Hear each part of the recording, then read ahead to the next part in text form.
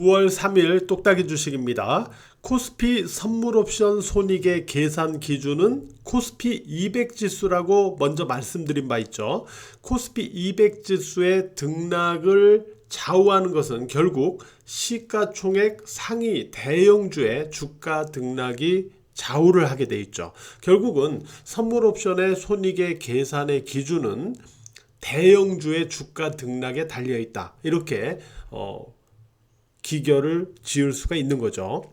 자, 시총상의 대형주만 장악을 하게 되면 선물옵션에서의 손익을 마음대로 주무를 수가 있다. 이렇게 볼 수 있는 겁니다.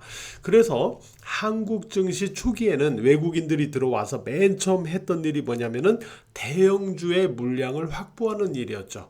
자, 시간이 지나가면서 외국인들은 대형주의 물량을 확보해 갔고 기관들은 대형주의 물량을 축소해 갔죠. 그런 결과 지금은 코스피의 파생은 결국 외국인들이 장악하면서 외국인들이 좌우하는 그런 상황을 만들어 버렸다는 겁니다.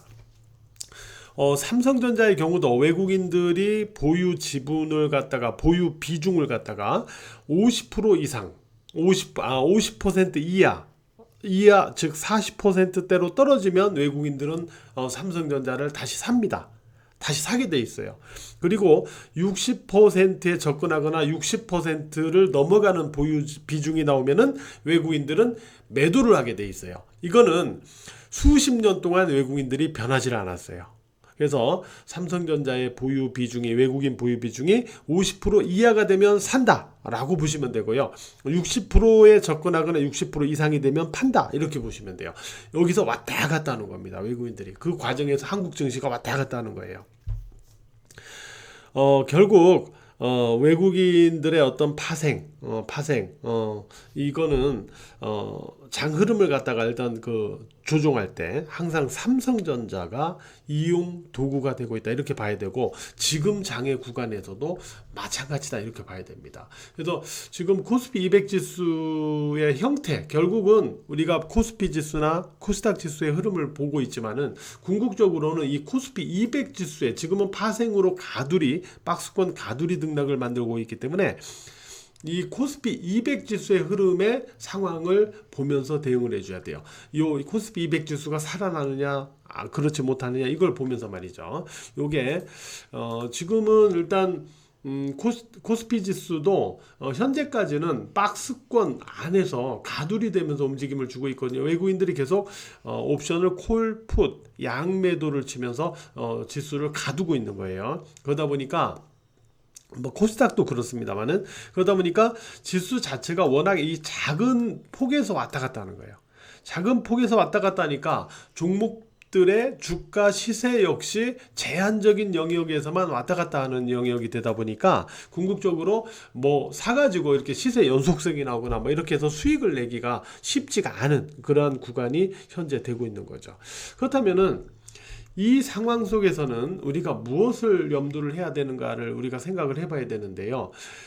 지금 현재 외국인 투자자들이 삼성전자를 계속 매도하고 있죠. 그러니까 지수를 박스권으로 가둬놓고 또 그 박스권 안에서 자꾸 지수를 누르고 이러고 있는 거거든요. 그 과정에서 삼성전자의 매도를 가지고 이용을 하고 있는 거죠. 현재 외국인들의 삼성전자에 대한 보유 비중은 56.07%입니다. 56.07%. 일단은 55% 위에 있다 보니까 지금은 60%에 접근하다가 거기서 다시 매도를 하고 있는 거죠. 삼성전자를. 물론 55% 이하가 되면 또 다시 매수를 할 가능성이 있어요. 그래서 이러한 과정에 있다라고 우리가 보면 되는데 중요한 거는 그러면 이 장이 결국 언제 이 가두리 박스권에서 벗어나서 위든 아래든 방향성을 보일 수 있겠느냐 하는 부분이 되겠죠. 결국에는 그죠? 근데 그 부분은 지금 현재 위치에서 놓고 본다면 일단은 8월 초에 급락을 했고요. 그 다음에 이렇게 반등이 나갔죠. 이 반등의 이 길이를 보세요. 반등의 길이에 비해서 이 박스권의 길이가 어느 정도 비슷하게 좀 연결해 나가고 있잖아요. 그러니까 이 반등의 구간만큼 이 행보 등락 구간이 나오고 나면은 다시 위든 아래든 방향성이 나올 것이다 라고 놓고 볼 때 일단 첫 번째는 이번 주 후반이 첫 번째 체크 포인트 구간. 두 번째는 다음 주 목요일에 선물 옵션 동시 만기일, 이때의 전후, 다음 주 목요일 전후죠. 만기일 전후. 요 두 가지에서 일단은 후속적으로는 타이밍 체크를 해 나가 본다. 이렇게 말씀을 드리고 싶은데요.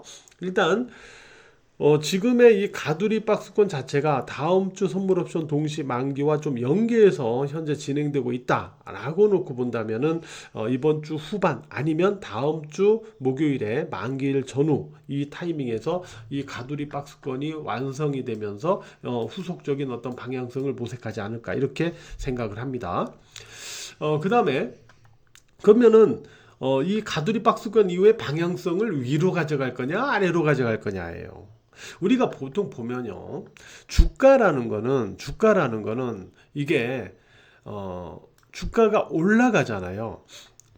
주가가 올라가면 올라갈수록 투자 심리는 긍정으로 바뀝니다. 근데 주가라는 건 항상 긍정이 극에 달했을 때 다시 빠지는 거예요.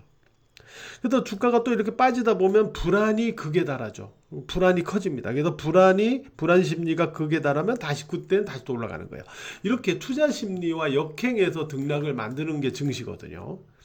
증시도 어차피 머니 게임이고요. 머니 게임이다 보니까 소수가 벌고 다수가 잃는 게임이에요. 그래서 다수의 심리와 역행하는 포인트가 나타나는 거예요. 이게 핵심인데, 그래서 우리가 보면은 이 가두리 구간에서 이렇게 자꾸 누르잖아요. 누르면 누를수록 또 시간이 길어지잖아요. 또 아까 삼성전자를 봤지만 삼성전자를 계속 빼면서 이렇게 누르고, 투자 심리가 안 좋은 쪽으로 갈 수밖에 없어요. 그죠? 투자 심리가 안 좋은 쪽으로 갈 수밖에 없다고요. 그래서 투자 심리를 안 좋은 쪽으로 유도하는 거죠. 근데 이 안 좋은 쪽으로 유도하는 거, 이게 가두리 이후의 방향성에서는 역으로 나타날 가능성이 있다라는 거죠. 우위로 말이죠, 이렇게. 왜냐하면 여기서 만약에 가두리권에서 긍정을 많이 심어서 매수를 많이 하게 만들었어. 그러면 가두리 이후에는 아래로 빼는 거죠. 근데 지금은 불안하게 만들고 있잖아요, 그죠? 투자 심리를. 그래서 요게 완성되고 나서는 아래보다 위로 시도될 가능성이 있다 이렇게 보는데, 지난번에 제가 똑딱이 방송에서도 이 부분이 아니더라도 제가 8월 초에 급락 이후에 그 다음에 반등, 그 다음에 이게 되눌리면은 안 좋은 거고, 되눌리지 않고 박스권으로 해서 행보를 해주면은 그 다음에는 다시 한번 위로 올리는 시도가 나올 수 있다 이렇게 말씀드린 것도 있죠. 이 패턴, 요 패턴도 있고 이러한 심리와 연계된 부분도 있고를 감안을 해보면 가두리 박스권 이후에는 일단 아래보다는 위로 시도될 가능성이 있다 이렇게 보거든요. 그래서 우리가 요 변화의 타이밍, 요 시간을 일단 우리가 염두에서 장을 보는 게 중요하지 않겠느냐 이렇게 생각을 합니다. 일단은 박스권 가두리 구간에서는 워낙 작은 폭에서 왔다 갔다 하다 보니까 주가 자체도 작은 폭에서 왔다 갔다 하고 또 누르고, 특히 반도체나 이런 건 삼성전자 따라서 지금 같이 눌리고 있다 보니까 매매하기가 어렵거나 까다로울 거예요. 그래서 이 구간에서는 매매가 쉽지 않으시면은 굳이 매매를 하시지 않아도 돼요. 관망을 하셔도 됩니다. 매매를 하실 거라면은 오히려 뭐 살아있는 종목들을 중심으로 봐야 돼요. 그래서 패턴이 살아있는 종목들. 그래서 우리가 이제 이런 쪽에서의 짧게 매매를 하실 게 아니라면은 요 가두리 박스 이후의 타이밍을 좀 기다려 줘야 됩니다. 이렇게 염두를 해서 첫 번째는 박스권의 투자 심리를 위축시키는 이러한 흐름에 대해서 너무 이 박스권 가두리만 패턴만 유지가 된다면은 너무 내동 매매를 할 필요는 없다. 두 번째는 박스권 가두리 이후에 방향성이 출현되는 그런 타이밍을 우리가 주시해 봐야 된다. 이런 말씀을 좀 드리도록 하겠습니다. 쉽지 않은 장에서 오늘 하루도 매매하시느라고 모두 고생 많으셨어요.